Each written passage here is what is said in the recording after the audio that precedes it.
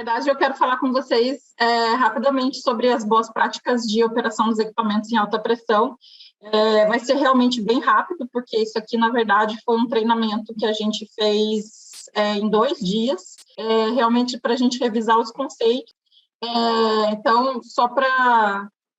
Aqui eu botei umas fotinhos diferentes minhas, né, para dar uma variada, para mostrar para vocês que quando eu falo de trabalho em alta pressão, porque eu já estive lá na alta pressão algumas vezes, né? Então, eu até coloquei aqui uma piadinha dizendo que eu sou viciada em checar as válvulas, se elas estão realmente fechadas, e isso aí é verdade, o pessoal que trabalha comigo sabe que eu verifico 200 vezes se todas as válvulas estão fechadas, porque depois que a gente trabalha muito tempo com equipamento de alta pressão, né, a gente acaba tendo aí essas manias, né, de verificar tudo antes de começar por questões aí de segurança mesmo, né. Então, eu tenho já 12 anos trabalhando com equipamento de alta pressão, enfim. E aí, a primeira foto aqui, para quem tiver curiosidade, isso aqui é uma máscara de trabalho com H2S. Então, eu também já fiz isso na vida. Mas, enfim, vamos lá.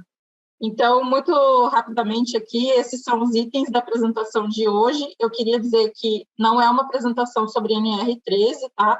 NR13 é a legislação que fala sobre trabalho em alta pressão.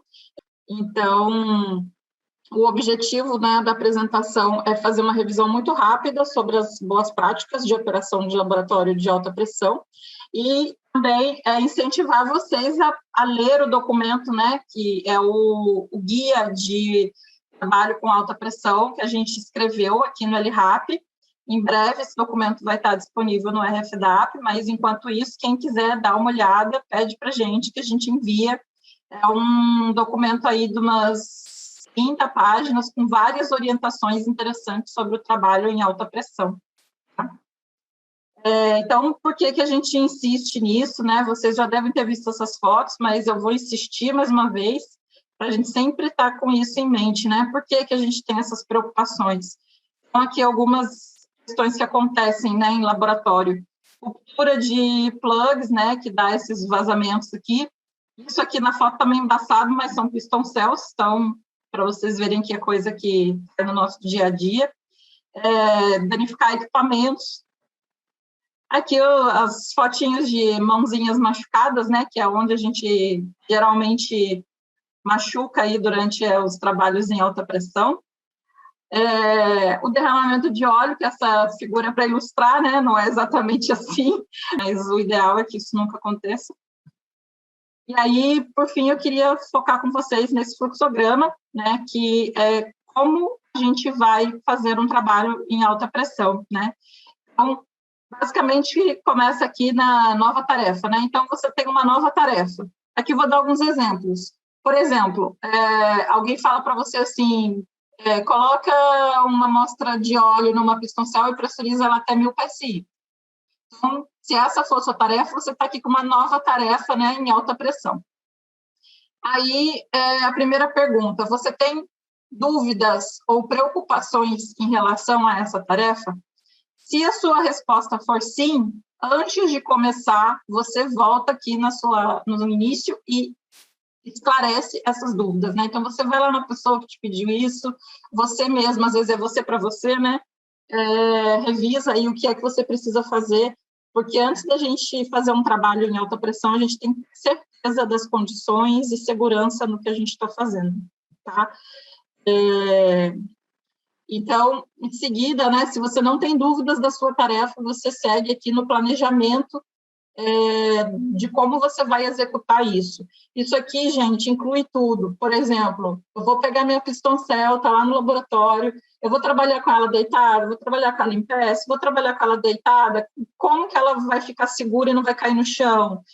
Qual ferramenta que eu vou usar, qual a conexão que eu vou usar. Então, aqui é todos os detalhes mesmo, né? Porque não adianta nada você montar todo um sistema de alta pressão e chega lá no final, pô, tá faltando uma válvula.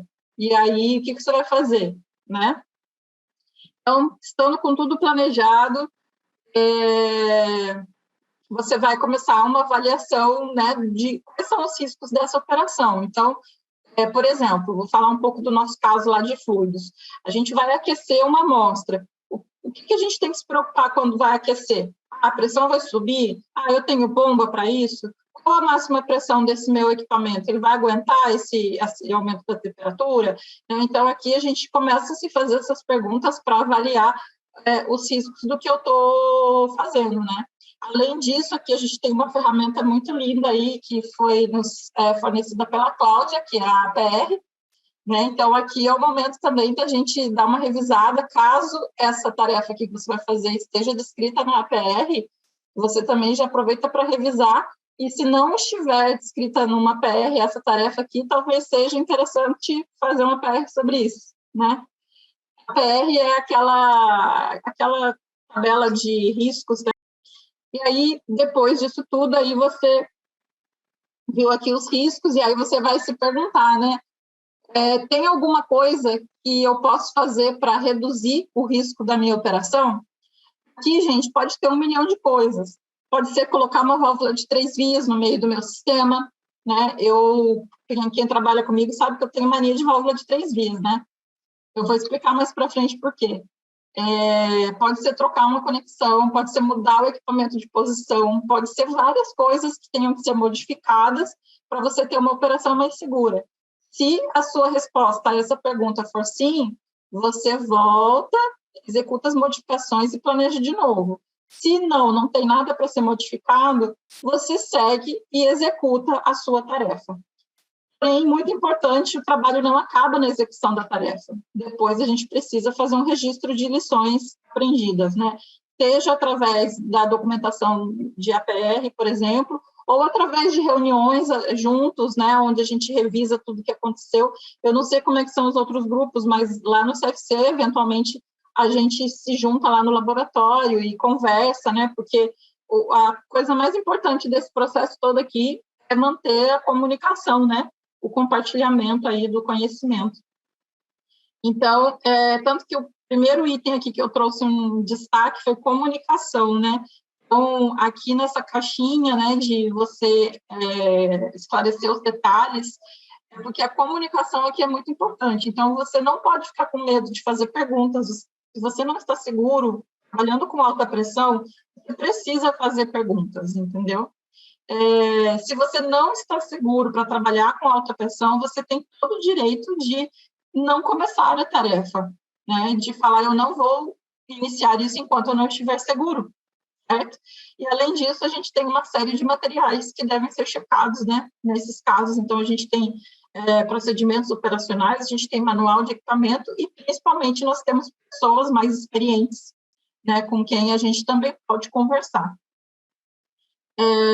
Seguindo aqui na questão da comunicação, né, na hora de executar a tarefa, a gente precisa identificar os lugares onde a gente está trabalhando e garantir que os nossos colegas sabem, né, o que a gente está fazendo, né? Então, essas plaquinhas aqui ajudam muito, porque se a gente um monte de gente no laboratório e larga tudo sem identificação, né, tem uma operação em alta pressão acontecendo, a gente corre o risco de machucar o coleguinha, né?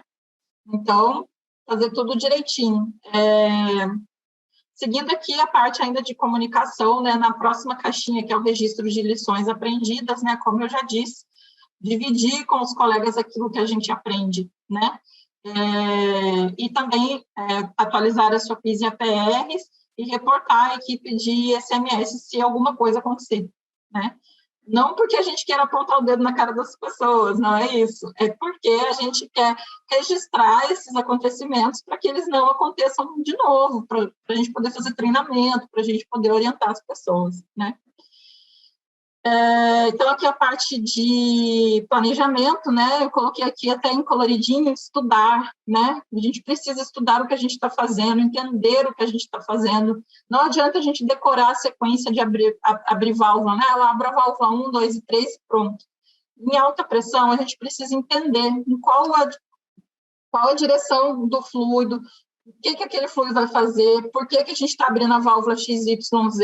Então, aqui é muito importante, né? Vamos estudar. Lembrando que a gente tem informação disponível, né, nos manuais, nos SOPs, e também temos muita informação em livros, em papers e com outros grupos de pesquisa, né.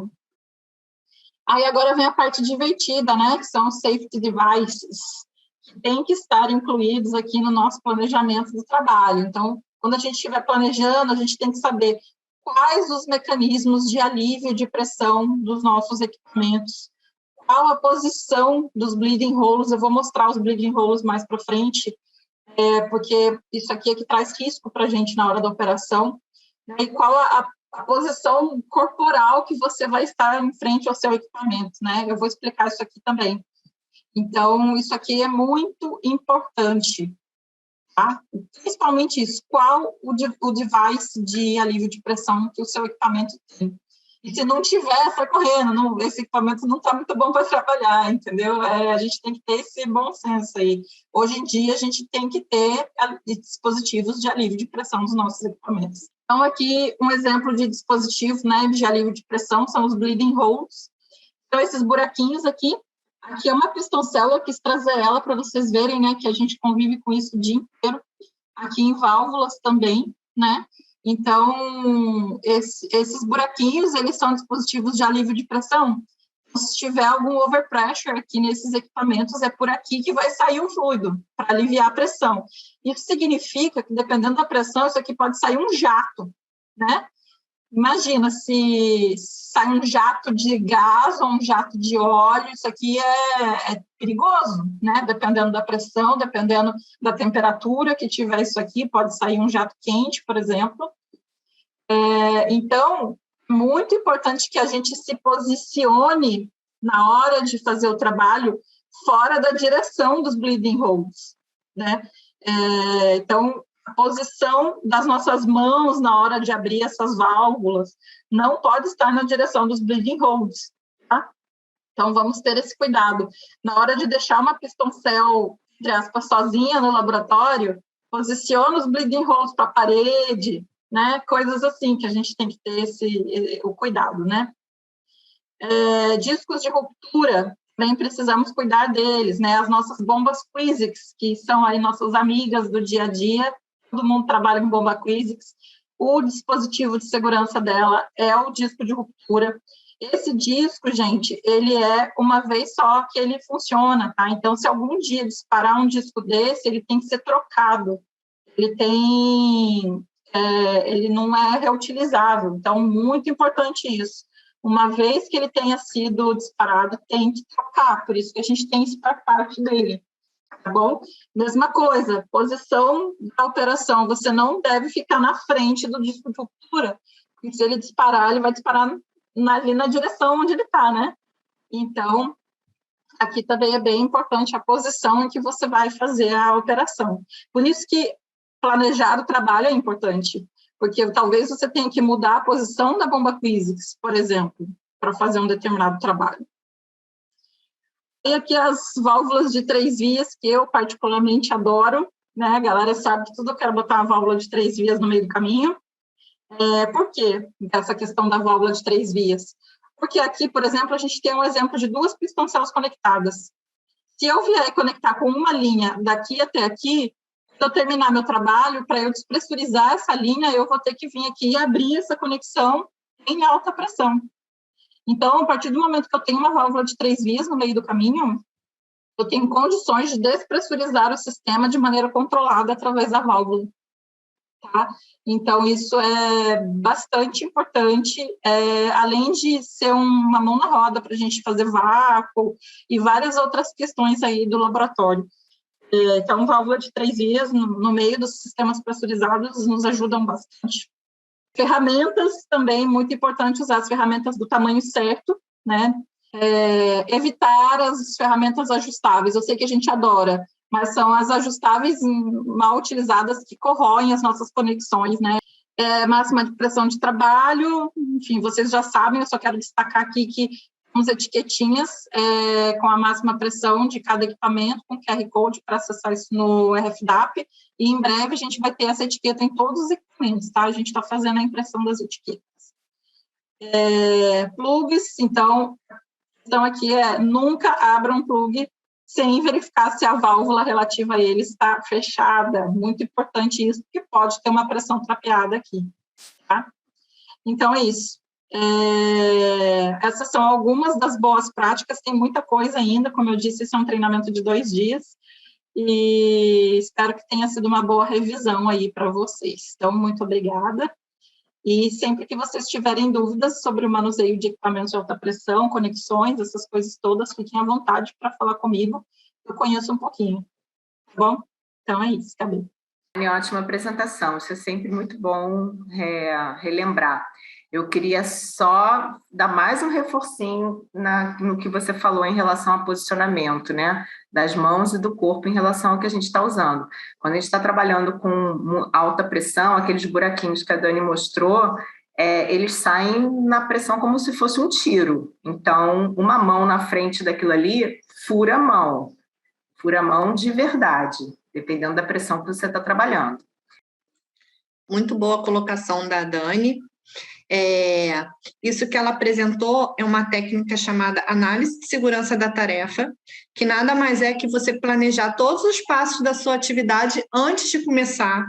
Isso deve ser aplicado em qualquer atividade que vocês façam, porque a gente observa isso, é estatístico, que muitos dos acidentes acontecem por distração e por correria. A pessoa está muito afoita de fazer, ou então já fazer aquela atividade de uma forma rotineira e repetida, e se desligar de alguns pontos importantes em relação à segurança.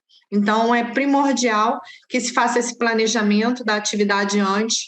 Isso é um item que ele aparece em todas as análises preventivas que a gente fez, todas as APRs têm lá o planejamento da atividade. De antemão, acho que a questão do planejamento ela não pode ser esquecida, gente. Isso daí é muito importante e é um dos pontos que o pessoal de SMS que trabalha de forma preventiva mais fala, que é você planejar a tarefa antes de executar.